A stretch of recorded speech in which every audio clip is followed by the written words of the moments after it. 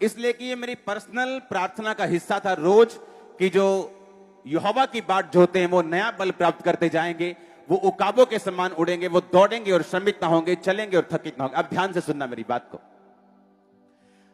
जब परमेश्वर ईगल के बारे में बात करता है, आपको एक बात ध्यान रखनी है। ईगल एक भारी पंछी है, इसके पंख जो होते हैं वो भारे होते हैं और 8 फुट तक इसका डाया होता है। अगर फैला ले तो 8 फुट तक ये होते हैं। जब ईगल उड़ता है, अगर आप ध्यान से ईगल को, बाज को उड़ता हुआ देखें, जब ये उड़ने लगता है तो ये इतना भारा पंछी है कि अगर ये लगातार फड़फड़ फड़फड़ ऐसे करे तो ये थक जाएगा और यहां तक थक जाएगा कि मर भी जाएगा। ईगल क्या करता है?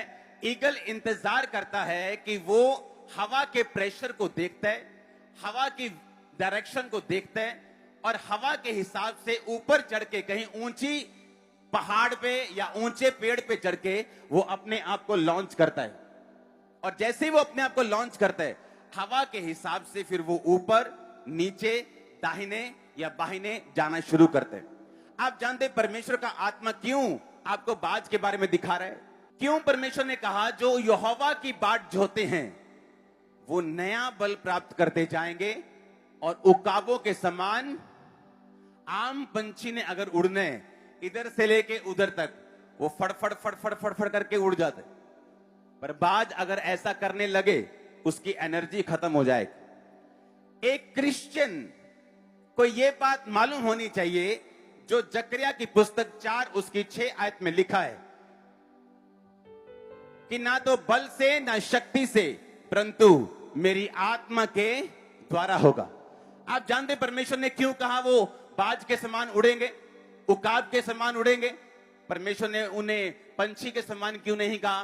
किसी और कबूतर के समान क्यों नहीं कहा? कौवे के समान क्यों नहीं कहा? क्योंकि एक क्रिश्चियन व्यक्ति जानता है अगर उसे अपनी मंजिल तक पहुंचना है, उसे पवित्र आत्मा के ठहराव की, उसे पवित्र आत्मा की आंधी की, उसे पवित्र आत्मा के अभिषेक की वेट करनी है और जब वो अलाउ करे उसे तभी उड़ना है। अब मेरी बात को ध्यान से समझना। जो पवित्र आत्मा से भरे हुए जन है, अगर मैं चर्च में आया हूं और मुझे आपकी हीलिंग के लिए प्रार्थना करनी, मैं एकदम से आके प्रार्थना करना शुरू नहीं कर दूंगा। अगर मैं रियल अनॉइंटेड मैन हूं, अगर मुझे फेक कुछ करना है या कोई ड्रामा करना है तो तभी शुरू कर दूंगा। लेकिन अगर मैं रियल मुझे करना है, मुझे पवित्र आत्मा की आंधी की क्या करनी है?